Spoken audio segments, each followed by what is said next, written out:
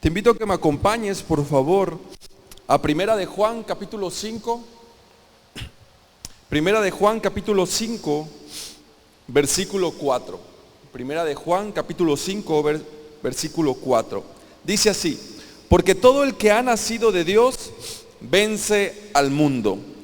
Esta es la victoria que vence al mundo, nuestra fe. Lo voy a leer otra vez. Porque todo el que ha nacido de Dios vence al mundo. Esta es la victoria que vence al mundo, nuestra fe. El título del mensaje del día de hoy es La victoria que vence al mundo. La victoria que vence al mundo. Hace unos días comentaba en la mañana que estaba viendo un video. A mí me gusta ver de estos videos donde salen los animales en su hábitat natural, los animales de la selva, y me gusta ver mucho estos videos. Y estaba viendo un video acerca de un ciervo o una gacela. La verdad es que no sé bien qué era, pero vamos a suponer que era un ciervo, y que este ciervo se acercaba a un río, se acercaba al río, a la orilla de un río para beber agua, ¿no? Así que él se acercaba tranquilamente, siendo cuidadoso. Esos animales son como muy sensibles al ruido, al movimiento. En cuanto escuchan un ruido, salen corriendo rápido, no se arriesgan. Así que él, muy precavido, se acercaba al río y empezó a beber agua. Pero él no se dio cuenta, el ciervo no se dio cuenta que en el río había un cocodrilo, y que el cocodrilo se iba acercando lentamente hacia donde estaba él, y él no se daba cuenta. Él seguía tomando agua, y de repente el cocodrilo salta y lo atrapa de una de sus piernas, lo atrapa de una pierna, y entonces ahí empieza la lucha. Ahí comienza la batalla, el ciervo tratando de salvar su vida y el cocodrilo tratando de devorárselo, ¿no? Y el cocodrilo intentando jalarlo hacia adentro del río, y el ciervo intentando salir porque ya estaba en la orilla. El cocodrilo, difícilmente un ciervo escapa de las quijadas de un cocodrilo, ¿no? Porque es más fuerte, y además que poco a poco lo va jalando hacia adentro del río, hacia el agua. Entonces, una vez que está en el agua, pues es casi imposible que salga. Y ahí estaba luchando el ciervo con el cocodrilo. Y parecía que el cocodrilo iba ganando, parecía que el ciervo ya no tenía más escapatoria. Pero de repente, no sé cómo pasó, que el ciervo pudo zafarse y pudo salir, pudo alejarse de la orilla. La parte quizás más triste o más curiosa, depende cómo lo quieras ver, es que justo se había liberado del cocodrilo, justo había salido, cuando de repente detrás de unas matas, detrás de unos arbustos, sale un león y lo ataca. Y ahí se acaba el video, ¿no? Ya no, el video no muestra más de lo que pasó, pero de repente sale un león y ataca al ciervo. Es decir, acababa de salir de una batalla, de una pelea, donde podríamos decir que salió victorioso, ¿no? Se libró de la muerte, y ya que salió, de repente, ¡fum!, le sale el león, ¿no? El león a querérselo devorar. Entonces yo, cuando estaba viendo este video, se me vino a la mente una pregunta, y es: ¿cuántas veces no nos ha pasado como al ciervo? ¿Cuántas veces no hemos pasado por esta situación? ¿Cuántas veces no nos ha sucedido que de repente acabamos de salir de alguna situación difícil, ganamos alguna batalla, salimos de algún problema, de algún compromiso, y ¡fum!, de repente ya viene otro problema? No sabes cómo, no sabes de dónde vino, no sabes cómo sucedió, no te lo esperabas, pero ¡fum!, sale el león listo para devorarte nuevamente. No sé si a ustedes les ha pasado, pero a mí en diversas ocasiones me ha pasado, ¿no? Que de repente ya estoy celebrando algo que sucedió en mi vida, algo bueno que sucedió en mi vida, después de haber pasado por algún momento difícil, y de repente, ¡fum!, el león ya está listo ahí para atacar nuevamente, ¿no? Y muchas veces nos pasa eso en la vida. De hecho, la Biblia está llena de personas que pasaron por esas situaciones. La Biblia está llena de personajes y hombres de fe que tuvieron que pasar por esas circunstancias. Muchas veces creemos que eso solo les pasa a aquellos que no tienen fe. Muchas veces creemos que eso les pasa a aquellos que no son creyentes, aquellos que no tienen una comunión con Dios muy constante. No, que eso solo es algo exclusivo de aquellos que no confían lo suficiente en Dios. Pero la verdad es que no es cierto. La realidad es que nadie está exento de los problemas en esta vida. La verdad es que nadie está exento de las tormentas, nadie está exento de los desiertos, nadie está exento de los valles, nadie está exento de las tribulaciones que muchas veces la vida nos presenta. Y la vida nos presenta batallas, la vida nos presenta situaciones difíciles. ¿Por qué? Porque así es la vida. Y lo que tenemos que hacer no es huir, sino enfrentar la situación. Muchas veces creemos, nos desanimamos, nos desmotivamos e incluso nos culpamos porque creemos que la situación en la que estamos atravesando es porque quizás no estás teniendo mucha fe, porque quizás te equivocaste e hiciste algo más. Otras personas creen que es algo que Dios te mandó, que algo que Dios te envió, algo por lo cual, algo que es el resultado de tus errores o de un error que cometiste. Pero la verdad es que no es así. La verdad, que seas quien seas, llámetes como te llames, la vida te va a presentar batalla. En la vida vas a tener problemas, en la vida vas a tener aflicciones.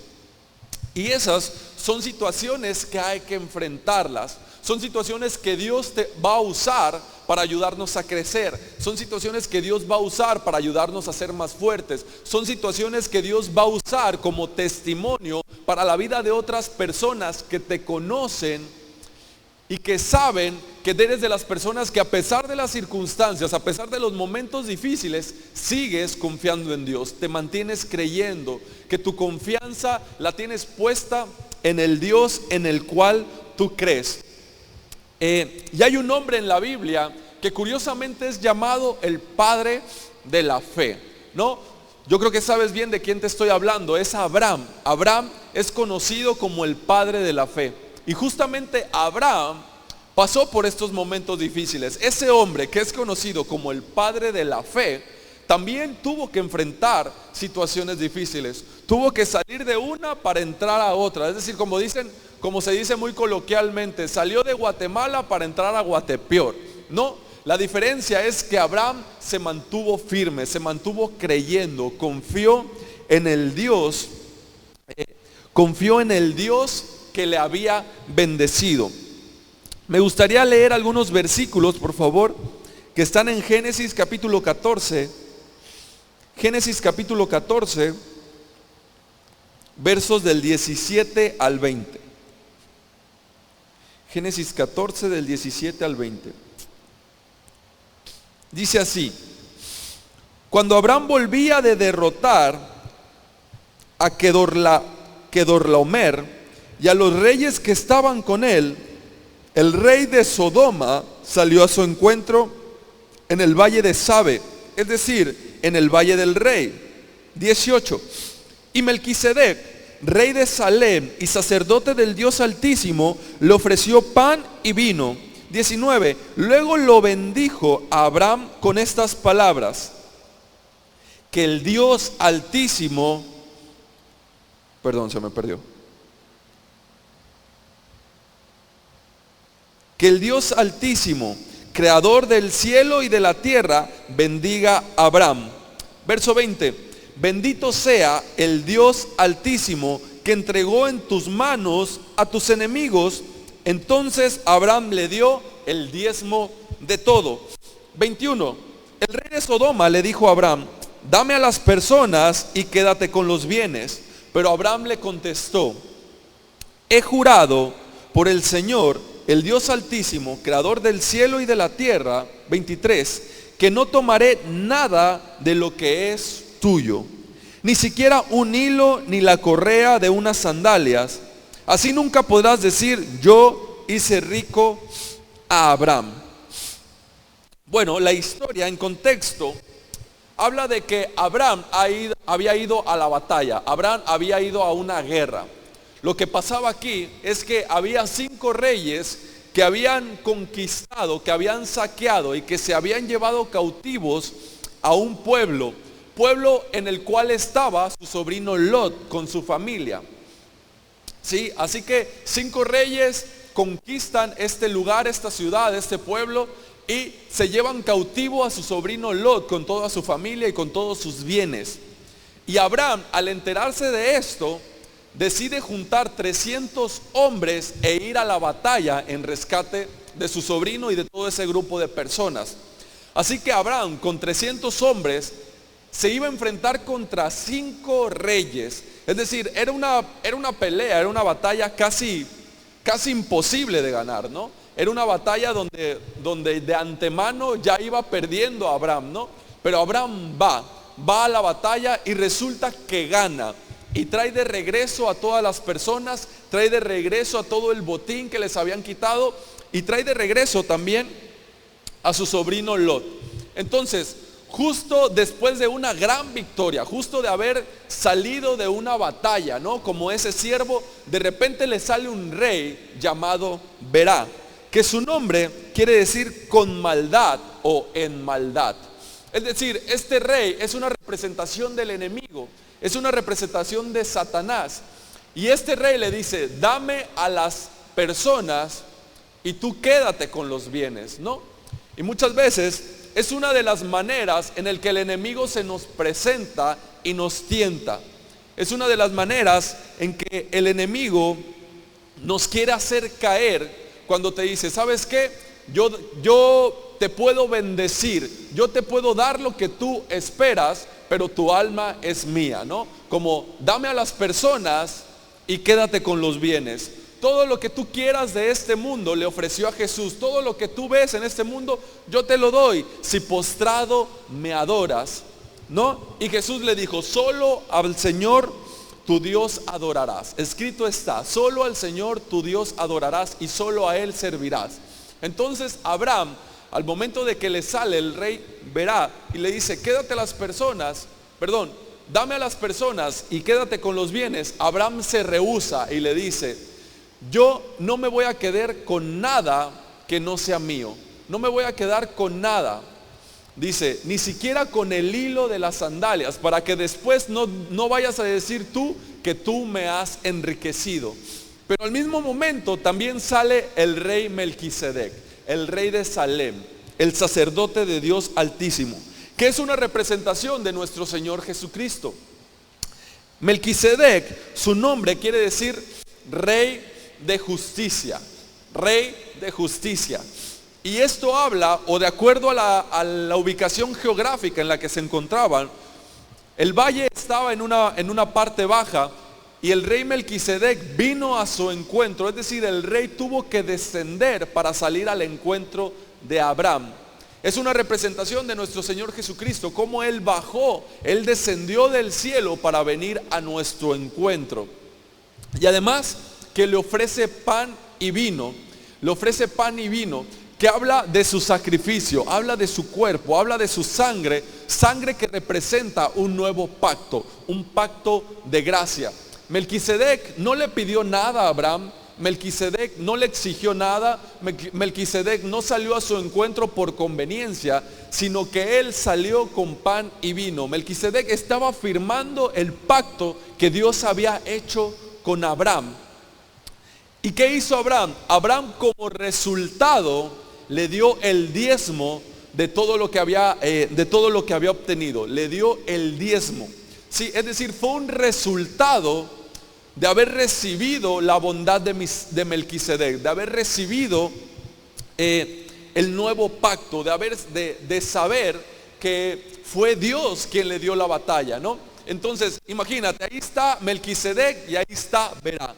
Pero entre ellos no cruzan palabras. Es como si Melquisedec ignorara que ahí estaba Berá. ¿Por qué? Porque el enemigo es alguien que ya está vencido. Es alguien al cual no le deberías de hacer tanto caso.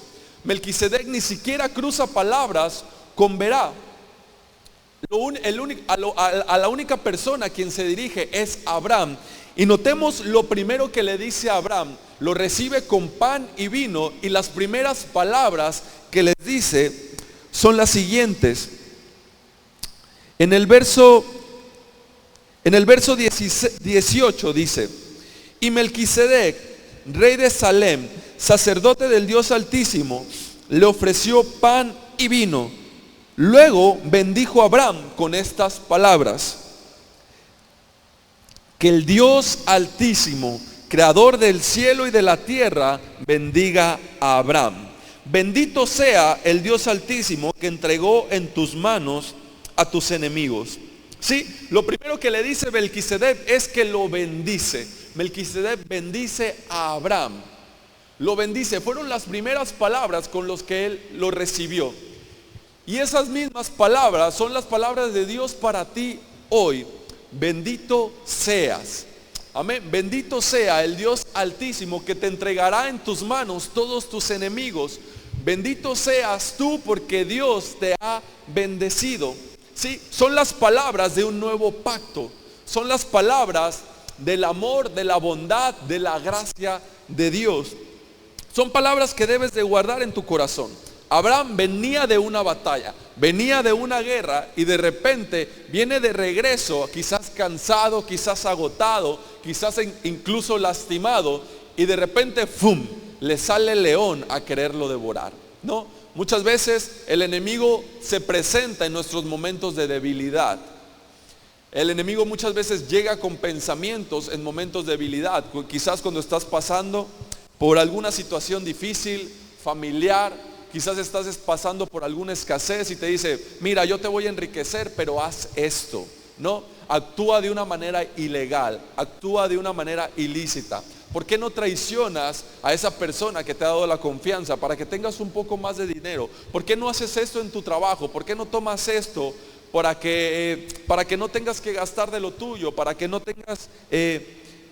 tengas más dinero? No sé, cualquier cosa, ¿no?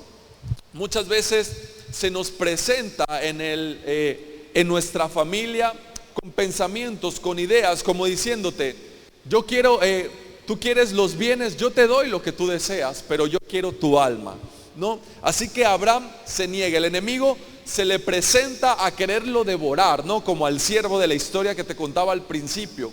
Él venía cansado, quizás él venía agotado, tenía hambre. Y así que verá, le dice: quédate con los bienes, pero a mí dame a las personas, a mí dame a las personas. Y Abraham se niega. Y justo en ese momento llega el rey Melquisedec, le ofrece pan y vino y lo bendice. Sí, lo que te quiero decir, o lo que esta enseñanza nos muestra, es que Dios siempre estará ahí en tus momentos de debilidad. Es que Dios desciende, Dios viene a tu encuentro. No es que tú lo vayas a buscar a Él, es que Él viene a tu encuentro y te dice: hey, yo te he bendecido, el Señor te ha bendecido.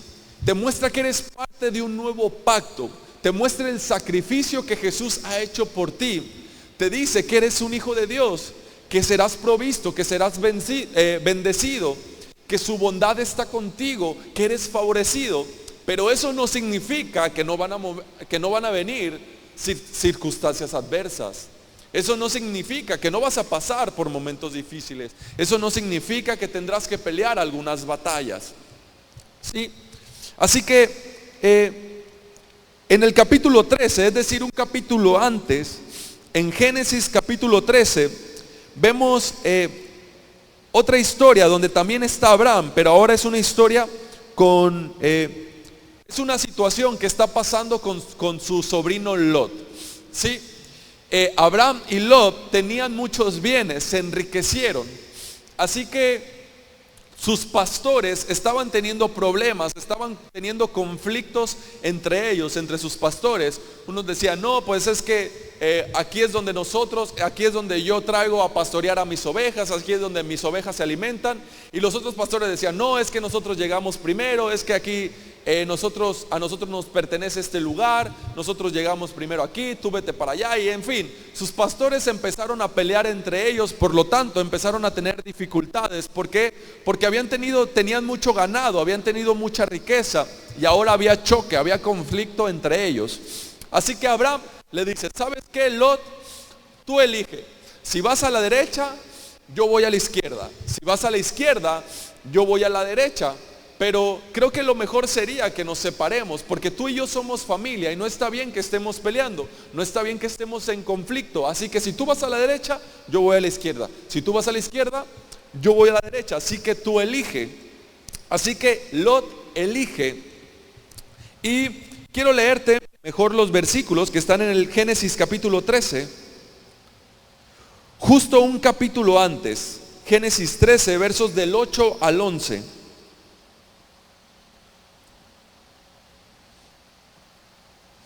Dice así: así que Abraham le dijo a Lot: no debe haber pleitos entre nosotros, ni entre nuestros pastores, porque somos parientes.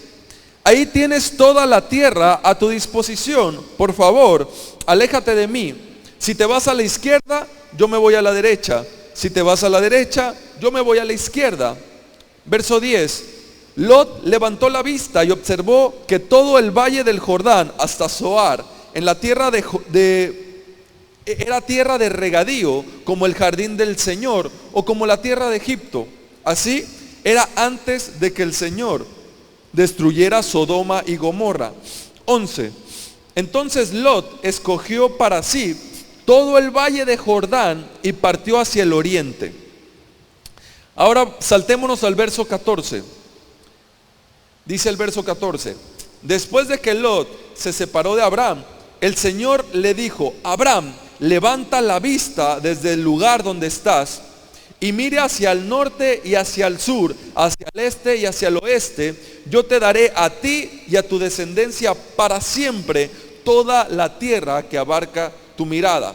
Multiplicaré tu descendencia como el polvo de la tierra. Si alguien puede contar el polvo de la tierra, también podrá contar tus descendientes. Ve y recorre el país a lo largo y a lo ancho, porque a ti te lo daré. Muy bien, vemos que Abraham le da a elegir a Lot. Le dice: ¿sabes qué, Lot? Te doy la libertad de que elijas. Ahora, algo diferente sería si Abraham le hubiera dicho a Lot: ¿sabes qué, Lot? Yo voy a ir a la derecha. ¿Qué te parece si yo voy a la derecha y tú vas a la izquierda? Yo creo que Lot diría: a ver, ¿por qué quieres ir a la derecha? ¿Por qué tú estás eligiendo a dónde ir? ¿Por qué tú estás eligiendo primero? No, es porque quizás la tierra de este lado es mucho mejor, es más abundante, es más rica. Por eso es que tú quieres ir ahí y quieres que yo vaya a la izquierda. No, no sucede así. Abraham le da a escoger a Lot y le dice: ¿sabes qué, Lot? Tú elige. Si vas a la derecha, yo voy a la izquierda. Vas a la izquierda, yo voy a la derecha. Tú elige. Ahora, ¿qué sabía Abraham que Lot no sabía? ¿Qué sabía Abraham que Lot no sabía? Siendo sinceros, quizás la mayoría de nosotros hubiera escogido el mejor territorio, ¿no? No era así como: ya, pues tú elige, ya yo me voy al otro lado, ¿no? Estaba en juego sus bienes, estaba en juego su familia, estaban en juego sus empleados. Había muchas cosas ahí, pero Abraham sabía algo que Lot no sabía. Abraham sabía algo que quizás Lot no sabía. Así que dice la Biblia que Lot alza la vista y que mira hacia el río Jordán y vio que era una tierra muy buena, una tierra de regadío, que era una tierra muy abundante. Así que nada tonto dijo: bueno, yo voy para acá. Y Abraham dijo: está bien, entonces yo voy para este lado, yo voy para el otro lado. ¿Qué era lo que Abraham sabía que Lot no sabía? Lo que Abraham sabía es que Dios estaba con él, que no importaba a dónde Abraham se dirigía, no importaba si era una tierra muy abundante, no importaba si era una tierra que no fuera tan abundante. Lo importante es que Dios estaba con él. Lo importante es que Dios iba con él. Si se fijan, Lot vio que la tierra era mejor, es decir, Lot vivió por vista. Lot actuó por vista, mientras que Abraham actuó confiando en Dios. Abraham vivió por fe, actuó por fe. Lot actuó por vista, vio que era mejor y dijo: bueno, entonces yo voy para allá. Abraham confiaba que sin importar lo que Lot decidiera, él sería bendito, él había sido bendecido, él sería prosperado, él sería enriquecido por Dios, porque era una promesa que Dios le había hecho. Y vemos que una vez que Lot toma la decisión, entonces Dios le habla a Abraham y le dice en el verso 14: le dice: Abraham, levanta tu vista desde el lugar donde estás y mira hacia el norte, hacia el sur, hacia el este, hacia el oeste. Yo te daré a ti y a tu descendencia para siempre toda la tierra que abarca tu mirada, y multiplicaré tu descendencia. Esto sucedió en el verso 13, y te das cuenta que en el verso 14 Lot es despojado de sus bienes y es llevado como prisionero. ¿Y qué pasa? Que Abraham va a su rescate. Abraham sale a su rescate y recupera a Lot y recupera todos sus bienes. ¿Por qué? Porque Dios le había dicho que ese territorio era de él, que le pertenecía. Sí, Abraham vivía por fe, mientras que Lot vivía por vista, vivía por lo que sentía, vivía por lo que veía. Y esas cosas son pasajeras, esas cosas no duran mucho tiempo. La Biblia dice: busca el reino de Dios y su justicia, y las demás vendrán por añadidura. No dice que busques la añadidura y que obtendrás el reino de Dios y su justicia. No, ¿por qué? Porque cuando buscas la añadidura, son cosas perecederas, son cosas que se van rápido, son cosas que puedes perder muy rápido, son cosas que no son seguras en esta vida. Cualquiera puede venir y robártelas, cualquiera puede venir y quitártelas. En un día para otro puedes perder esas cosas, pero cuando buscas el reino de Dios y su justicia, son cosas permanentes. Porque a quien Dios bendice, porque a quien Dios enriquece, porque esa riqueza, si Dios te la da, nadie te la puede quitar. Iba a decir un versículo, pero porque la bendición de Dios es la que enriquece. La bendición de Dios es la que enriquece, ya lo recordé. ¿Sí? Entonces, se trata, o más bien, lo que Abraham sabía es que Dios estaba con él y que eso era lo más importante. Tú te recuerdas también en una situación en la que Moisés andaba por el desierto con el pueblo de Israel. Entonces Dios le dice a Moisés: ¿sabes qué, Moisés? Yo les voy a dar la tierra que les prometí, pero yo no voy con ustedes. Este pueblo es un pueblo muy desobediente y muy rebelde. Yo voy a cumplir mi palabra y les voy a entregar la tierra que les prometí, pero ¿sabes una cosa? Yo no voy con ustedes. Y Moisés rápidamente, muy sabiamente le dice: no, Señor, si tú no vas con nosotros, es mejor que muramos en el desierto. Como diciendo: preferimos un desierto contigo que una tierra prometida sin ti. ¿Por qué? Porque Abraham sabía que porque Moisés y también Abraham sabían que lo más importante es que Dios estuviera con ellos, sin importar si era en un valle, sin importar si era en un desierto, sin importar si era en la abundancia, sin importar si era en la escasez. Por eso Pablo decía: he aprendido a estar contento en cualquiera que sea mi situación. ¿Por qué? Porque Pablo sabía que Dios estaba con él, que Dios estaba con él sin importar cuál era su situación. Por eso es que Pablo afirma: he aprendido a estar contento cualquiera que sea mi situación. Sé estar contento, sé vivir en la abundancia, en la escasez, en la persecución, en la tranquilidad. En cualquier situación sé estar contento. ¿Por qué? Porque lo importante es que sepas que Dios está contigo, sin importar lo que estés enfrentando, sin importar lo que estés atravesando, sin importar las adversidades, sin importar los desafíos. Lo que importa es que tú recuerdes que Dios está contigo, que Él ha prometido, que Él no te dejará. Así que no vuelvas a creer que quizás eso que estás pasando es algo que te mereces, es algo que Dios te mandó, o es algo que es una consecuencia de tus errores. ¿Sí? No, sino que más bien puede ser una consecuencia de una mala decisión, pero eso no quita que Dios esté contigo. ¿Por qué? Porque Dios prometió que estaría contigo, sin importar tus errores, sin importar tus circunstancias, sin importar que te equivoques. Dios ha prometido que está contigo. Así que debes de recordar esto. La Biblia está lleno de personas que pasaron por diferentes desafíos, y hombres de fe, hombres llenos de fe, que aún teniendo la fe que tenían, no evitaron, o no fue una causa para que ellos no tuvieran desafíos, para que ellos no enfrentaran problemas. Tenemos el caso de David, que tuvo que enfrentar a Goliat, que tuvo que huir durante años porque Saúl quería matarlo, aunque Dios ya lo había ungido como rey. Aunque el Señor ya lo había elegido para que fuera rey, eso no evitó que él pasara por diferentes desafíos, por circunstancias difíciles. Incluso vivió en una cueva, ¿sí? Vivió como fugitivo. También tenemos a Daniel, que a pesar de quién era él, a pesar de la revelación que Dios le había dado, si tú lees la historia de Daniel, quizás Daniel será el único personaje en la Biblia que tú vas a encontrar que no comete un error, que no cometió ningún error. Si tú lees la historia de Daniel, vas a ver que creo que en ningún lado se encuentra donde Daniel desobedeció, o Daniel se equivocó, o Daniel hizo lo incorrecto. No, creo que no se encuentra, y aún así tuvo que pasar por el pozo de los leones. Sí, también tenemos a José que Dios le había dado un sueño. José era esa persona que soñaba los sueños de Dios y que sabía que él iba a ser una persona importante, y aún así eso no evitó que sus hermanos lo vendieran como esclavo, que lo dejaran en un pozo a su suerte, que después lo vendieran como esclavo, que después tuviera que ir a la cárcel de manera injusta para que después el sueño se hiciera realidad.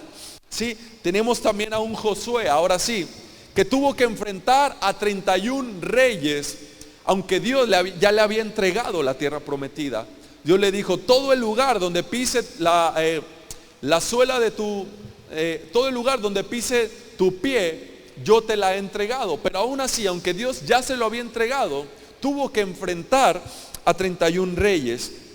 Tenemos a Pablo, que sufrió tribulación, sufrió persecución, fue apedreado, lo latiguearon, lo dieron por muerto, naufragó 3 veces, en fin, pasó de todo. Y Pablo decía: he aprendido a estar contento cualquiera mi situación. ¿Y qué tiene? ¿No? ¿Por qué? Porque él confiaba en Dios, sabía que la vida era así, sabía que la vida te presentaba desafíos, te presentaba pruebas. ¿Por qué? Porque la revelación que él había recibido había sido por medio de Jesucristo. Jesús le había revelado, Jesús le había mostrado. Y tenemos el mejor ejemplo de Jesús. Jesús, conociendo los tiempos, siendo el alfa o el omega, el principio y el fin, sabía lo que tenía que suceder, sabía lo que la cruz significaba, sabía lo que significaba la muerte, pasar por la muerte, ser colgado en un madero, y aún así no se rehusó a hacerlo. Jesús no se rehusó a pasar por la cruz.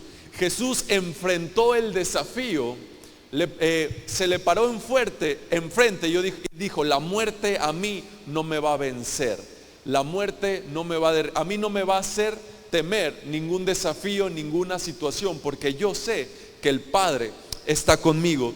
Y ustedes recuerdan la oración en el Monte de los Olivos, donde Jesús sabía que iba a la cruz, Jesús sabía que iba a ser crucificado, sabía que tenía que padecer, sabía que se tenía que separar de su Padre, y eso era lo que más le dolía.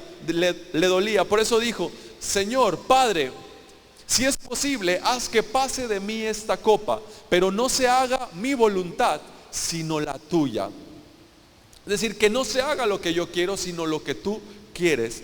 Es decir, Jesús estuvo dispuesto a enfrentar ese desafío. ¿Te imaginas si Jesús le hubiera dicho: ¿sabes qué, Padre? Creo que está muy difícil, la verdad es que yo no quiero pasar por esa situación. Ahí dejemos a ellos que se las arreglen, que se salven como puedan, ¿no? Hay que ellos se las arreglen como puedan, pero la verdad yo no quiero pasar por esto. Creo que va a ser algo muy difícil, creo que la verdad es que no tengo el deseo de hacerlo. Mejor me voy otra vez allá donde estás tú, y aquí que ellos le hagan como puedan. No, Jesús no tomó esa actitud. Jesús enfrentó la cruz y venció la muerte por ti y por mí. Por favor, Hebreos 12, capítulo 2. Hebreos 12, capítulo 2.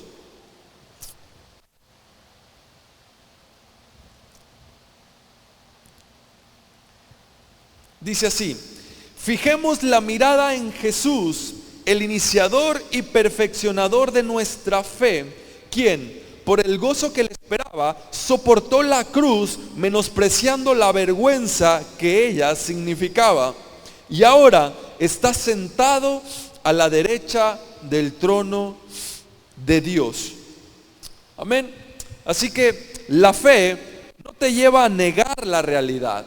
La fe no te lleva a huir de las circunstancias, de los momentos difíciles, sino que más bien la fe te lleva a enfrentar la realidad con las herramientas de las Escrituras para seguir avanzando en medio del proceso y superar los problemas.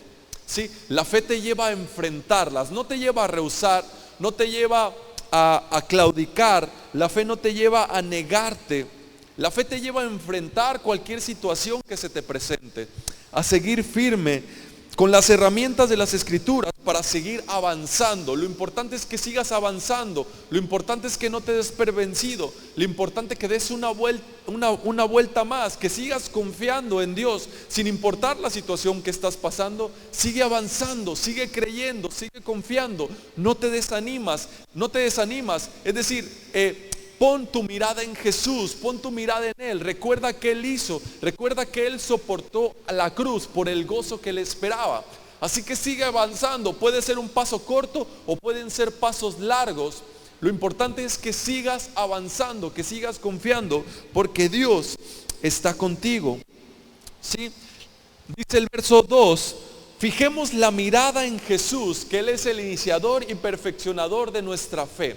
Es decir, se trata que nuestra fe se fortalece cuando ponemos nuestra mirada en Jesús, cuando confiamos en su bondad, en su gracia, en su misericordia, cuando confiamos en su fidelidad y sabemos que si Él está con nosotros, entonces todo está bien. ¿Por qué? Porque Dios nos ha bendecido. Tenemos un sumo sacerdote incapaz de no compadecerse de nuestras debilidades. Sí, tenemos un sumo sacerdote que padeció cualquier cosa que nosotros podamos padecer y que es incapaz de compadecerse de nuestras debilidades. Sí, Él sabe lo que estás pasando y Él sabe que tú necesitas de su presencia, necesitas de su fuerza, pero necesitamos poner nuestra confianza en Él. Sí, recuerdo, les contaba en la mañana que cuando yo jugaba fútbol y entrenaba, recuerdo que los lunes y los martes eran los días más pesados, eran los días más difíciles, ¿no? Eran los días de resistencia física, donde te ponían más carga física. Eran entrenamientos más pesados porque tenías que correr mucho. Y muchas veces nos ponían circuitos en los cuales teníamos que dar vueltas a la cancha. Y recuerdo que tenía un entrenador que después de pasar algún tiempo entrenando, ya cuando estábamos muy cansados, nos decía, última vuelta. Y tú como que te motivabas porque decías, ya, estamos por terminar, ya vamos a acabar, es la última vuelta. Y tú seguías avanzando, no te dabas por vencido. ¿Por qué? Porque decías, es la última vuelta, ya, si ya me aventé todo el circuito, todo el recorrido, pues ¿cuánto más ya esta última vuelta? No me voy a rendir en esta última vuelta. Y ya íbamos llegando para terminar la última vuelta y de repente gritaba, una vuelta más. Y era así como que las piernas se te iban y decían, ay, ¿cómo es posible? ¿No? Y te quejabas y escuchabas a todos, a mí, a mis compañeros decir, no, como quejándose, ¿cómo es posible? ¿Por qué es así? ¿Qué mala onda? Pero nos dábamos cuenta que a la hora de los partidos, a la hora de enfrentar a nuestro oponente, justamente en los últimos minutos del partido, era como que si nosotros teníamos más fuerza, como que si nosotros teníamos más condición, en los últimos minutos del partido, nuestro rival ya estaba muy cansado y nosotros dábamos ese extra en los últimos minutos. ¿Por qué? Porque nos habían acostumbrado a dar el extra, a dar una vuelta más, porque nos habíamos acostumbrado que a pesar de la adversidad, a pesar del cansancio, podíamos dar una vuelta más, podíamos seguir corriendo, podíamos seguir esforzándonos. Así que a pesar del cansancio, a pesar de las circunstancias difíciles, a pesar de la adversidad, a pesar de la enfermedad, del dolor, de la escasez, tú puedes seguir confiando, puedes dar una vuelta más. El Señor está contigo. Quizás acabas de salir de Guatemala para entrar a Guatepeor, pero aún en Guatepeor el Señor está contigo. Quizás acabas de salir de las quijadas del cocodrilo, como la historia que te conté, y el depredador, el león, ya está ahí esperando, listo para cazarte otra vez. Pero recuerda que el Señor está contigo, que puedes enfrentar una batalla más, que puedes dar una vuelta más, que puedes avanzar un paso más.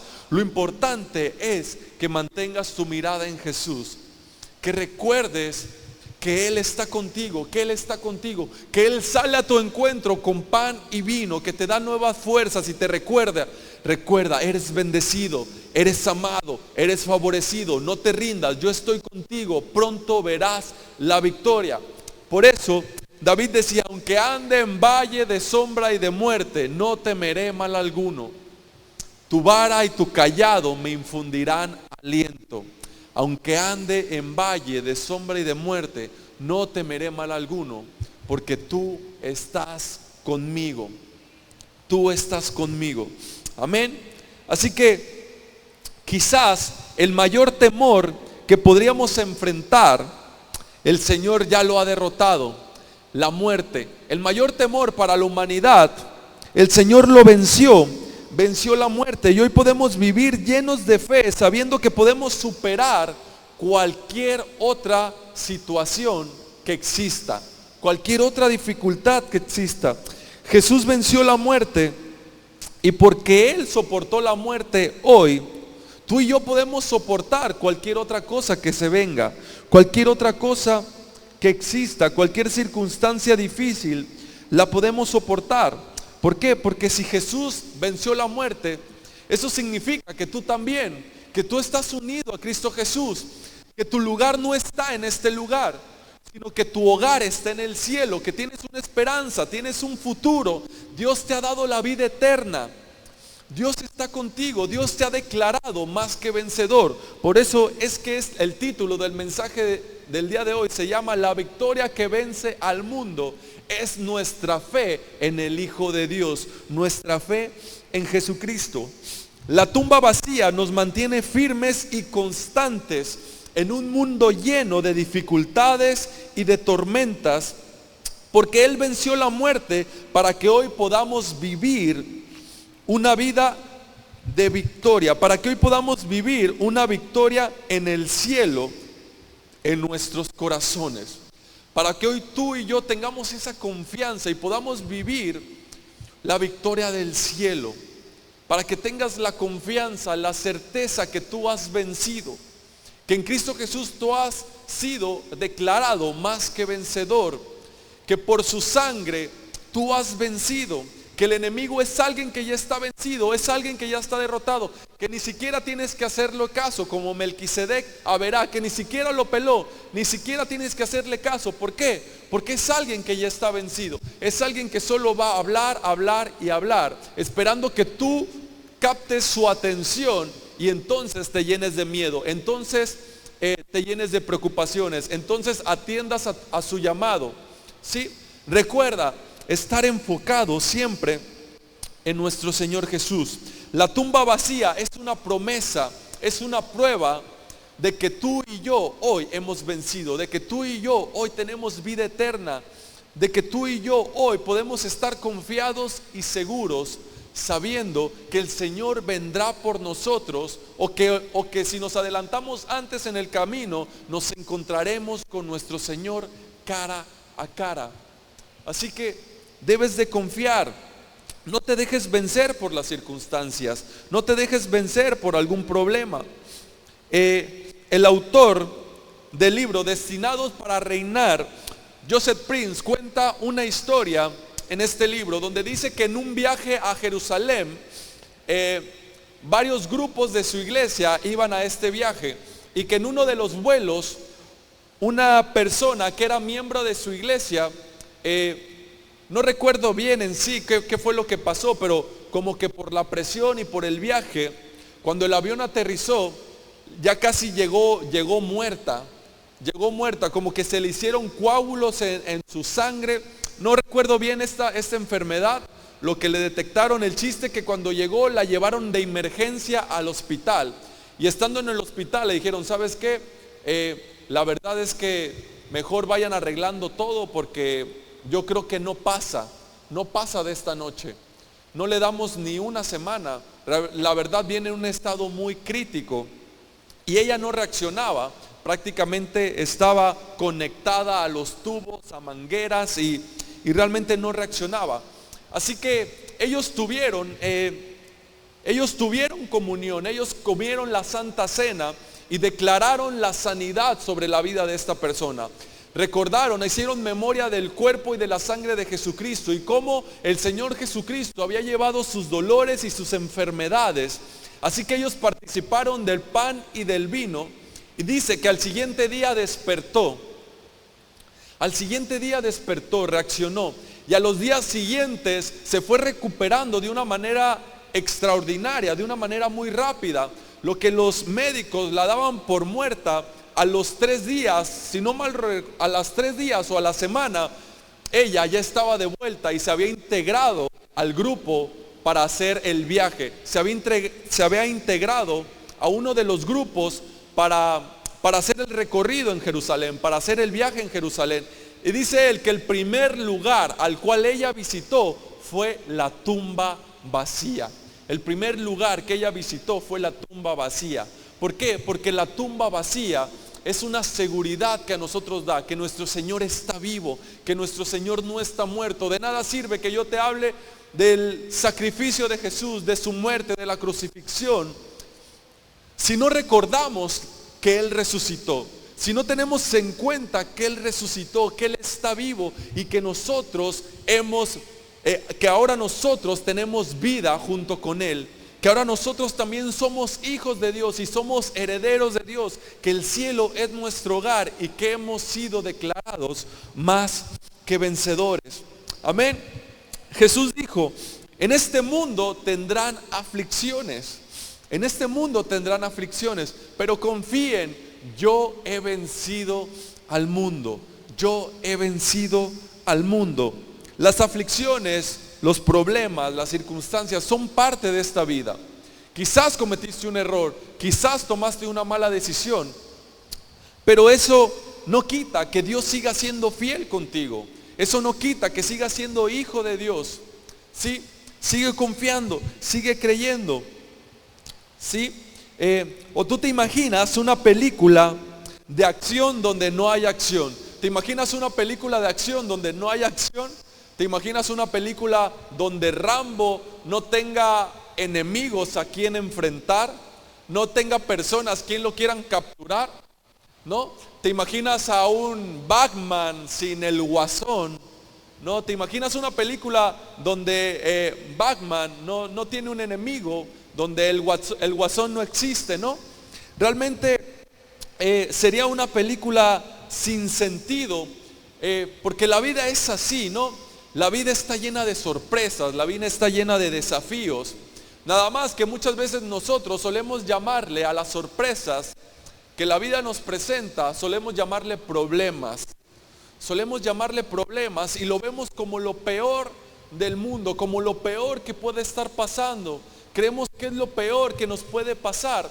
Y no recordamos que Jesús venció la muerte, que la tumba está vacía. ¿Sí? Pero nosotros nos enfocamos tanto en el problema que lo vemos como si fuera lo último, como si fuera lo más desgarrador de este mundo. ¿Te has dado cuenta que muchas veces lo que tú o lo que yo muchas veces estamos viviendo o estamos padeciendo, o quizás lo que alguien más está padeciendo, y viene y te lo cuenta como una cosa de desesperación, como que se está muriendo, como que la vida ya se está acabando por eso que está pasando, y tú dices así como: ay, no es para tanto, no es para que te pongas así, no es para que estés así. Perdón, se me anda aquí cayendo. Bien. Hagan una oración para que no se vuelva a caer. Listo. Entonces, se me olvidó lo que les estaba diciendo. Sí, que la vida nos presenta problemas, ¿no? Y que muchas veces hay situaciones a las cuales no le deberemos de tomar tanta importancia, no tomárnoslo como tan en serio, porque realmente es algo que no se merece o que no tiene por qué darle esa importancia, ese nivel a tal punto que nos preocupa, que nos estresa, que nos entristece, que nos deprime, ¿sí? Tú recuerdas el momento en el que Jesús le dice a sus discípulos, vayamos al otro lado, y se suben a la barca, y entonces mientras van en el camino, en el mar, se desata una gran tormenta, ¿no? Se desata una gran tormenta, de tal manera que los discípulos, que alguno de ellos, siendo pescadores, sentían que se iban a morir, no, estaban desesperados y le dicen, Señor, ¿no te da cuidado que perecemos? ¿No te da cuidado que vamos a morir? ¿Y qué hacía el Señor? El Señor estaba durmiendo, ¿no? Estaba durmiendo en su barca, ¿no? Estaba ahí bien tranquilo. Vemos cómo lo que para algunos parece la situación más desagradable, para otros, la verdad es que no hay mayor problema. Jesús estaba durmiendo y Jesús se levanta como diciéndoles, ¿por qué se alarman? No, ¿por qué se preocupan por algo tan insignificante? Por algo por lo cual no te tendrías que estar preocupando. Y Jesús calma la tormenta. Sí, pero la diferencia lo hace en quien tú confías. La diferencia lo hace en quien tú pones tu atención. La diferencia es en qué estás pensando constantemente. Si constantemente estás pensando en el problema, aunque sea muy pequeño, será como una bola de nieve que se hace cada vez más grande. Pero si te mantienes confiando en Dios, el problema seguirá siendo pequeño hasta que desaparezca. Si tú te mantienes con tu mirada, con tu mente, recordando la fidelidad de Dios, recordando su gracia, recordando que Él está contigo, recordando sus promesas, entonces no hay problema más grande que tu Dios. No hay problema que te pueda hacer frente. Sí, te vuelvo a recordar, a mí me llama mucho la atención esta historia donde está Melquisedec y verá, está el enemigo y nuestro Señor Jesucristo, ¿no? Y tenemos la opción de decidir en qué enfocarnos, en qué poner nuestra mirada, en qué pensar. Abraham decidió no hacerle caso a Berá y decidió dar el diezmo de todo lo que tenía al Señor, porque reconocía que era el Señor quien le había dado la victoria, reconocía que era el Señor el que le había bendecido. Así que cuando tú te mantienes confiando en Dios, cuando sabes que Dios te ha bendecido, el problema nunca va a ser más grande que tu Dios. Así que te recuerdo que los capitanes se hacen en las tormentas. El carácter se forja en esos momentos difíciles, ¿no? No cuando todo está tranquilo, no cuando no hay ningún problema. Realmente el carácter se forja, se va forjando cuando enfrentas diferentes circunstancias y sales de ellas. La Escritura dice, 7 veces cae el justo y 7 veces se levanta. No dice que el justo no caerá, no dice que el justo no tendrá problemas, dice 7 veces cae el justo, las mismas 7 que se va a levantar, porque el justo confía en la justicia de Dios, el justo confía que ha sido justificado por Dios, confía en que es bendecido, confía que es favorecido, confía en que Dios está con él sin importar las circunstancias.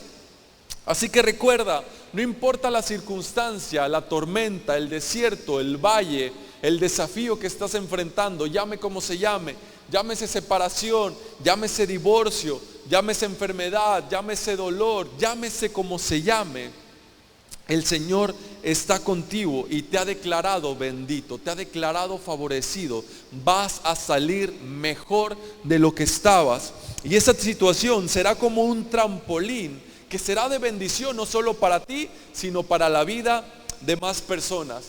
Recuerdo, la mayoría de ustedes saben que a mí me gusta mucho el fútbol y que cuando yo jugaba fútbol, en cierta ocasión me lastimé la rodilla, se me reventaron los ligamentos, el ligamento cruzado se me reventó, y cuando yo sufrí esta lesión, para mí la verdad que fue algo desalentador, fue algo desconsolador, y yo empecé a pensar y decir, ya se acabó todo, ya no volveré a jugar. Las personas que se lesionan de este tipo las personas que tienen este tipo de lesiones ya no vuelven a jugar, ya no es lo mismo, ya no queda igual.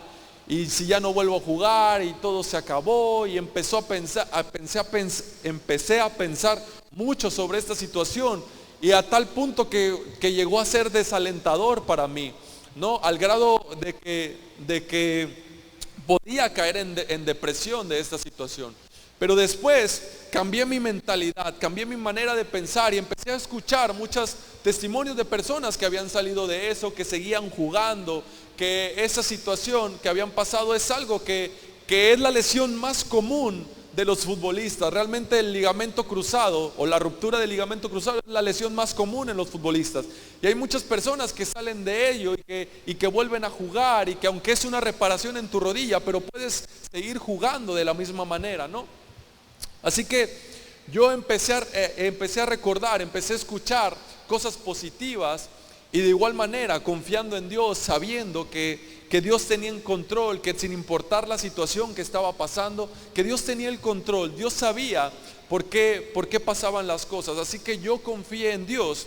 Y esta es una lesión que más o menos o mínimo dura 6 meses. Es una lesión que mínimo son de 6 a 1 año si haces una correcta rehabilitación. Pero yo solo tuve 4 meses, solo estuve 4 meses, solo tardé 4 meses en recuperarme, es decir, para volver a jugar. No tuve que pasar el mismo tiempo. Y una de las cosas que más son tratadas en esta lesión es la situación psicológica, porque las personas, aunque pueden volver a jugar, ya no juegan igual, porque psicológicamente tienen miedo. Ya no corren igual, ya no entran igual a las jugadas, ya no tienen la misma confianza. Y realmente eso es algo que a mí no me pasó, es algo que yo no tuve que preocuparme.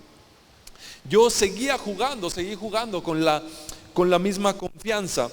Y ahora, todas las personas que les pasa lo mismo, que sufren por una lesión de estas, o he tenido la oportunidad de platicar con personas que tienen miedo a la cirugía, que tienen miedo a operarse, que están desconsolados, que están desanimados porque también se lastimaron de algo como eso. Ahora yo entiendo y puedo decirles, ¿sabes qué? No te preocupes, vas a salir con esto, confía. Es mejor que te operes a tener una vida donde traes ese problema constantemente, donde sientes que la rodilla se te va, donde sientes que traes ese dolor, porque esta lesión, si tú no te operas, si tú no te haces la reconstrucción en los ligamentos, tienes que vivir con este dolor constantemente. De repente te paras en las mañanas y te duele, se te hincha la rodilla, de repente quieres correr o hacer un movimiento y sientes que se te va. Así que realmente lo mejor es que te operen, ¿no? Que te hagan que te arreglen la rodilla. Entonces, me he encontrado con personas que gracias a que pasé esta situación, yo puedo darle ánimos y decirle, ¿sabes qué? Ten confianza, opérate, es una lesión muy común. Mira, a mí me pasó así, tienes que hacer una buena rehabilitación, tienes que esforzarte, no tengas miedo, puedes salir, puedes volver a jugar, tú tranquilo, ¿no? Y muchas veces pasa así en nuestra vida. Lo que pudiera parecer desalentador, realmente es algo que no es tan preocupante, es algo a lo cual no deberíamos de ponerle tanto atención, sino que más bien deberíamos poner nuestra confianza en Dios y saber que Él tiene el control. ¿Sí? La diferencia entre entre tener éxito o fracasar es cuando aquellas personas se dan por vencidos, cuando una situación los define, los desmotiva, los desanima, cuando pasan alguna situación difícil y se rinden, y ahí quedó, y ahí acabó todo. Es como si cuando yo me lesioné hubiera dicho, no, pues ya no voy a volver a jugar, no, ya estuvo, yo creo que hasta aquí está bien, yo creo que ya no volveré a jugar fútbol. No, si me hubiera rendido, eso hubiera sido realmente un fracaso, ¿no? Pero las personas que tienen éxito, aquellas personas que han escrito las mejores historias de la humanidad, aquellas personas que tienen las mejores historias, son las personas que han enfrentado las circunstancias, que se han levantado de sus errores, que se han levantado de sus caídas, que han enfrentado los desafíos, que no se han quedado ahí, sino que los han atravesado. Aquellas personas que han decidido confiar en Dios sin importar lo que se les pare enfrente, sin importar la adversidad, sin importar los desiertos, ¿no? O tú te imaginas a un Albert Einstein que cuando le dijeron que él no era muy inteligente, que él no servía para la escuela, hubiera dicho, bueno, pues tiene razón, sí es cierto, y se hubiera desanimado. Te imaginas a un Michael Jordan que le dijeron que él no sabía jugar fútbol, que él no era bueno para jugar básquetbol, Michael Jordan, a un Lionel Messi que le dijeron que fue rechazado de un equipo por su baja estatura, ¿no? A un Tomás Alva Edison que tuvo que hacer 1000 intentos para crear la bombilla eléctrica. ¿Te imaginas si se hubiera desanimado? ¿Te imaginas si estas personas se hubieran desanimado, se hubieran dado por vencidas, se hubieran rendido ante la primera circunstancia difícil? John Maxwell dice que mientras sigas vivo no has fracasado, que mientras sigas vivo no has fracasado, que el fracaso de una persona se define hasta el día en que muere, y que mientras sigas vivo no has fracasado.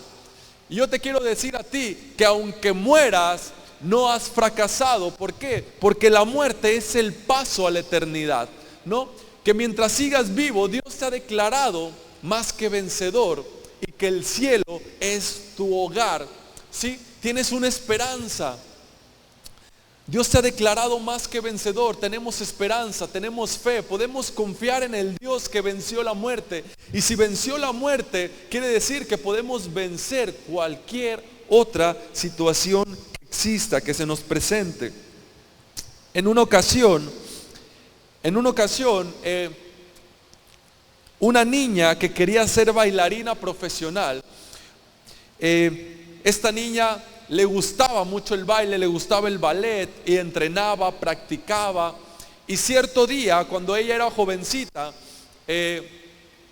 vino un ballet, de esos ballet de los más importantes de su país. Vinieron a su ciudad, al lugar donde ella vivía, y además venía uno de los maestros más prestigiosos del país, que iba a hacer un casting para niñas, para chicas que quisieran formar parte de su ballet, ¿sí? Es decir, él iba a reclutar nuevas bailarinas para su ballet, así que iba a hacer un casting en esa ciudad. Así que ella fue muy entusiasmada, y la verdad que era muy buena, la verdad que bailaba muy bien. Así que ella fue a hacer el casting y dio su mejor esfuerzo, dio lo mejor de sí. Y cuando terminó su número, le preguntó al maestro, le preguntó, ¿qué tal lo hice? ¿Cómo lo hice? Así que este maestro le dijo, mira, la verdad es que el ballet no es para ti. La verdad que no, creo que no sabes bailar, no lo haces muy bien. Quizás deberías dedicarte a otra cosa, ponte a estudiar, porque la verdad que el baile creo que no es para ti. Así que ella se fue muy desilusionada a su casa, se fue muy triste, se encerró en su cuarto, empezó a llorar, se deprimió y colgó las zapatillas. Nunca más volvió a bailar, nunca más lo volvió a hacer.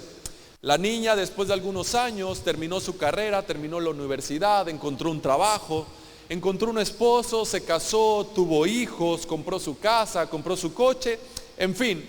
Después de algunos años, ya que ella era grande y estaba casada, el mismo ballet vino otra vez a su ciudad a presentar un número muy importante en esa ciudad. Y también venía ese profesor muy prestigioso y reconocido. Así que como a la niña, pues nunca, ahora ya adulta, nunca le había dejado de gustar el ballet, fue a presenciar el número y vio todo el show. Por suerte, uno de los trabajadores del teatro conocía a esa persona, conocía a la ahora ya mujer, ahora ya grande, y le dice, oye, ¿por qué no me haces el favor de que yo pueda entrar? ¿Por qué no me ayudas? ¿Por qué no me haces el favor de yo poder ir a saludar a este maestro? ¿No? Ah, sí, claro que sí. Y total, que pudo pasar y saludar al maestro, ¿no? Que hace muchos años le había dicho que ella no sabía bailar. Así que ella le dice: hola, ¿cómo está? Mire, yo me llamo así, hace algunos años usted vino aquí al teatro y vino a hacer un casting y vino a hacer un casting y yo presenté mi número con usted y me dice: ah, sí, sí te recuerdo, dice, ah, sí, sí te recuerdo. Me dice, y le dice: mire, pues ahora yo estoy casado, estoy trabajando, ya estoy casado, tengo hijos, me dediqué a esto y así. Porque usted me dijo, ¿se acuerda que usted me dijo que pues para mí no era el ballet, no? Y le dijo: ah, sí, eso le digo a todas. Y ella se quedó: ¿cómo que eso le dijo a todas? Yo renuncié a mis sueños, renuncié a bailar porque usted me dijo que yo no sabía bailar. Y él le dijo: sí, eso le digo a todas. Porque yo sé que aquellas personas que van a tener éxito, que van a lograr sobresalir, son aquellas personas que no se dan por vencidas hasta el más mínimo obstáculo. Aquellas que no se dan por vencidas a la más mínima dificultad. Y podrás entender la lección de esta historia, ¿no? Podrás entender que la vida es así. La vida te presenta pruebas, la vida está llena de desafíos. Y que debemos de mantenernos confiando en Dios sin importar la circunstancia, qué tan desalentadora parezca, sin importar qué tan desalentadora parezca, debes seguir confiando en tu Dios, debes de mantenerte firme. Por favor, Mateo capítulo 7, versos 24 al 27. Mateo capítulo 7, del 24 al 27. Dice así: por tanto, todo el que me oye estas palabras y las pone en práctica es como un hombre prudente que construyó su casa sobre la roca. Cayeron lluvias, crecieron los ríos, soplaron los vientos y azotaron aquella casa. Con todo, la casa no se derrumbó porque estaba cimentada sobre la roca. Pero todo el que me oye estas palabras y no las pone en práctica es como un hombre insensato que construyó su casa sobre la arena. Verso 27. Cayeron las lluvias, crecieron los ríos, soplaron los vientos y azotaron aquella casa. Esta se derrumbó y grande fue su ruina. Esta historia nos muestra de dos tipos de personas. Una persona insensata y una persona imprudente. La de la insensata que construyó su casa sobre la arena, cuando vinieron los problemas, cuando vinieron las dificultades, se desanimaron. Quizás dejaron de ir a la iglesia, dejaron de confiar, porque creyeron que Dios no estaba haciendo nada, no vieron ningún resultado y se desanimaron, así que dejaron de ir a la iglesia. Quizás alguien los ofendió, alguien los miró mal, alguien se portó mal con ellos y dijeron: bueno, ya está, ¿no? Sí, pero el prudente, la persona prudente dice que construyó su casa sobre la roca. Vinieron los vientos, crecieron los ríos, azotaron su casa, pero él se mantuvo firme porque había construido su casa sobre la roca. Es decir, su casa, su vida, estaba confiando en Dios, estaba puesta en Dios, en su fidelidad, en su amor, en su gracia. ¿Sí? Así que lo que realmente define a un creyente, lo que define a un cristiano, yo creo que lo que define a un cristiano no es que venga todos los domingos a la iglesia, no es que tenga algún ministerio, ¿sí? Lo que yo creo que define a un cristiano es aquel cristiano que es creyente, aquel que confía en la fidelidad de Dios, aquel que a pesar de las circunstancias, a pesar de lo que está atravesando, a pesar de lo que está viviendo, por más adversa que la situación parezca, se mantiene creyendo, se mantiene confiando, pone su mirada en Jesús y dice: yo creo que Dios está conmigo y voy a salir de esta. Aquel que si se cae se vuelve a levantar porque confía en la justicia que viene de Dios. No confía en su propia justicia, sino confía en la justicia que viene de Dios. Confía que ha sido declarado justo delante de Dios, que ha sido bendecido, que es amado, que ha sido santificado. Así que lo que define a un creyente yo creo que es la palabra, perdón, lo que define un cristiano, yo creo que es la palabra creyente. Si cree, creer es confiar en la palabra de Dios, confiar en su fidelidad, confiar en su gracia, confiar en su palabra, confiar en sus promesas, confiar en su obra, confiar en que Dios tiene el control. Hebreos 11, por favor. Hebreos 11, capítulo 6. Perdón, Hebreos 11, verso 6. Dice, en realidad, sin fe es imposible agradar a Dios, ya que cualquiera que se acerque a Dios tiene que creer que Él existe y que recompensa a quienes lo buscan. Es importante que creamos que Dios tiene el control, que Él está a tu favor, que Él está contigo, que Él no te dejará ni te desamparará, ¿sí? Sino que Él te acompaña, que el Señor es un Dios que está cercano, es un Dios que está cerca de ti y que Él sabe recompensar a aquellos que le buscan, que Él sabe recompensar a aquellos que confían en Él, que Él sabe recompensar a aquellos que ponen su confianza en Él. Así que debemos creer sin ninguna duda en nuestros corazones que servimos a un Dios cercano y no a uno que está lejos, que adoramos a un Dios que está cerca, que confiamos, que servimos, que adoramos a un Dios que está cerca y no a uno que está lejos, que envió lo mejor del cielo para que nosotros podamos entrar en una relación entre Padre e Hijo, sabiendo que pase lo que pase y que venga lo que venga, siempre estará con nosotros. Amén. Jesús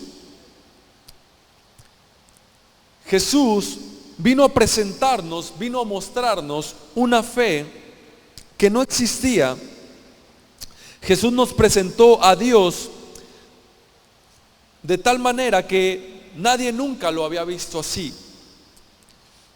Jesús nos mostró a Dios como nuestro Abba Padre. Jesús nos muestra que Dios es nuestro Padre. A Jesús no lo crucificaron porque sanara en sábados, no lo crucificaron porque hiciera milagros, no lo crucificaron porque no siguiera las tradiciones de los religiosos.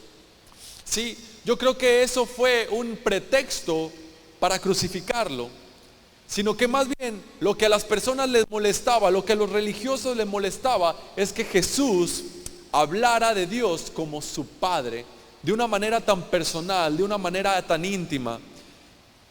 Sí, que Él dijera, mi Padre que está en los cielos. Que Él dijera, yo no les digo nada que no haya escuchado de mi Padre. Que dijera que mi Padre fue el que me envió. Que se refiriera a su Padre con tanto amor. Yo creo que eso fue lo que les chocó a los religiosos, ¿no?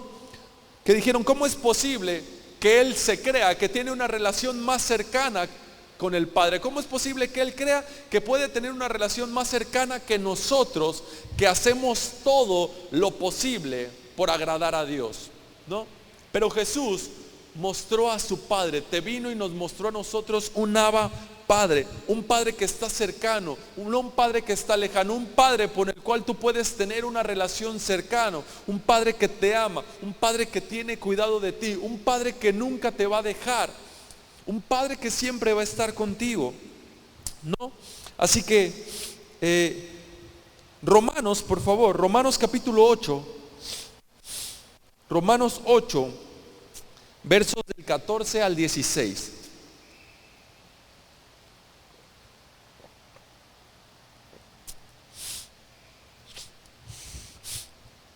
Los chicos de la alabanza, si quieren ir subiendo, por favor. Romanos 8, del 14 al 16, dice así: porque todos los que son guiados por el Espíritu de Dios son hijos de Dios. Y ustedes no recibieron un espíritu de nuevo, un espíritu que de nuevo los esclavice al miedo, sino el Espíritu que los adopta como hijos y les permite clamar, Abba, Padre, Abba, Padre. La Escritura dice que tú has recibido un espíritu que te ha librado de todo el temor, que tú no has recibido un espíritu que te esclavice de nuevo al miedo, que tienes un espíritu de poder. La Escritura dice que tienes un espíritu de poder, de amor y de dominio propio. Un espíritu que nos ha adoptado como hijos. Un espíritu que nos hace acercarnos confiadamente al trono de la gracia para encontrar el oportuno socorro. Un espíritu que nos hace clamar, Abba, Padre, que nos hace clamar, Papito, Señor, Padre, Papito, gracias por estar conmigo, gracias por estar tan cerca. La palabra Abba es una palabra que usan mucho los niños para referirse a sus padres. Abba, Abba, Abba, como diciendo papi, papi, papi, papito. Es una palabra que incluye ternura, amor, confianza. Y yo creo que no es casualidad que las Escrituras nos revelen que hoy tenemos un espíritu que puede clamar Abba, Padre, y decir papito. Saber que tenemos un Dios cercano, no un Dios que está lejano. Recuerdo una historia que leí en un libro acerca de el genial Max Lucado. Él cuenta en uno de sus libros que en una ocasión fue a ver a su hija a un evento por parte de su escuela. Su hija tenía un número donde ella iba a tocar el piano. Su hija iba a tocar el piano. Era un evento muy importante para ella. Iban a estar ahí personas importantes. Así que llegó la hora en la que su hija tenía que presentar su número y la niña empezó a tocar.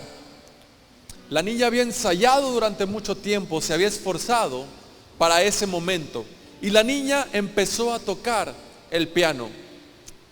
Desafortunadamente, la niña se equivocó, cometió algunos errores. Pero como toda una profesional, terminó su número y dio gracias y empezó a caminar y se bajó del escenario. Y dice Max Lucado que él vio que su hija se sentía mal. Él sabía lo que su hija estaba pasando. Así que rápidamente se levantó, se paró de su lugar y se empezó a escabullir entre los asientos de tal manera que salió al encuentro de su hija. Cuando su hija lo ve, la niña corre y lo abraza de las piernas, porque era pequeña, lo abraza de las piernas y lo único que la niña le dijo fue, papito, papito. No había que decir nada más. El padre sabía lo que la niña estaba pasando, el padre sabía lo que su hija estaba pasando. La niña no tenía que decir nada más y el padre lo que le dijo, todo está bien y la abrazó. Sabía que no tenía que decirle nada más. El padre sabía que no tenía que decirle nada más. Solo le dijo, todo está bien y le dio un abrazo. La hizo sentir segura. De la misma manera tú y yo hoy nos podemos acercar a nuestro papito y el Señor nos va a decir, todo está bien, sigue confiando. Así que tu desafío se convierta en un testimonio de bendición para quienes te conocen. Que sea como un trampolín que Dios puede usar, que sea como un trampolín para que Dios pueda obrar y mostrar su amor y su gracia como una luz que ilumine sus vidas. Que esa situación se convierta en bendición para alguien más. Que aquellos que planearon hacerte mal, que aquellos que planearon maldecirte, que eso se convierta en bendición para hacerte bien. Por último, quiero recordarte acerca de José.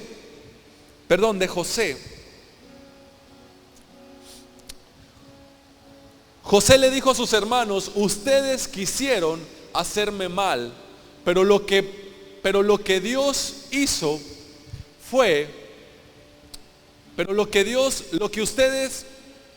con lo que ustedes quisieron hacerme mal, Dios lo utilizó para salvar la vida de una gran multitud, para salvar la vida de una gran nación.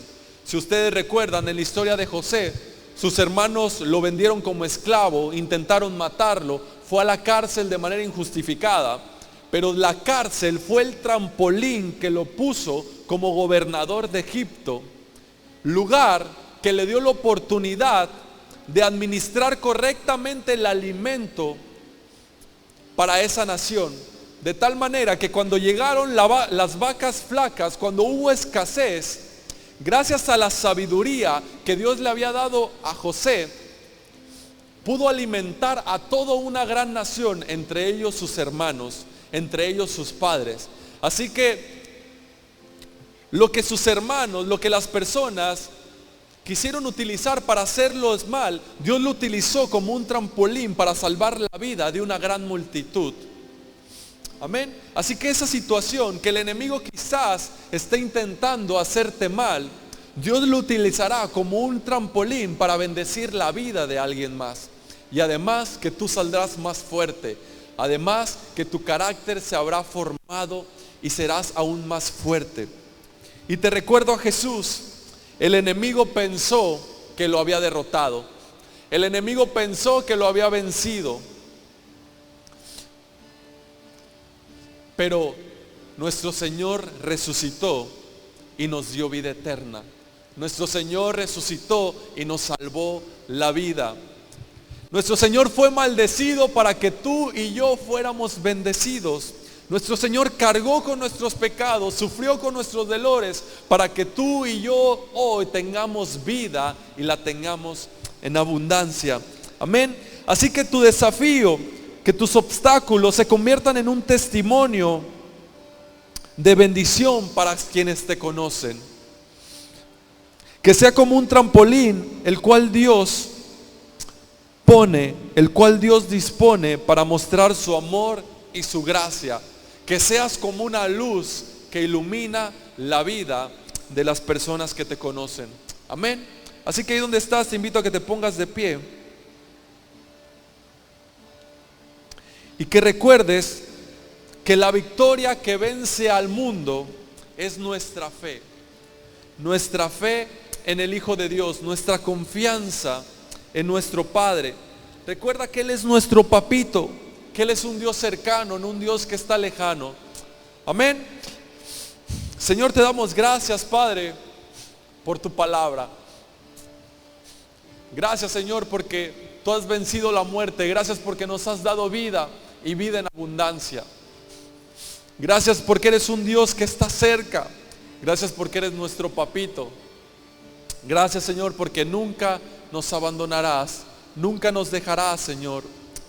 Porque todo lo que el enemigo arroje contra nosotros, todo lo que el enemigo quiera hacer contra nosotros, tú lo usarás para bendecirnos, tú lo usarás para hacernos más fuertes, tú lo usarás para bendecir la vida de los demás. Gracias, Señor, porque podemos confiar en ti, en tu bondad, en tu gracia, en tu misericordia. Saber que a la sombra de tus alas estamos seguros. Saber que habitamos bajo tu abrigo, Señor. Saber que ninguna plaga tocará nuestra morada.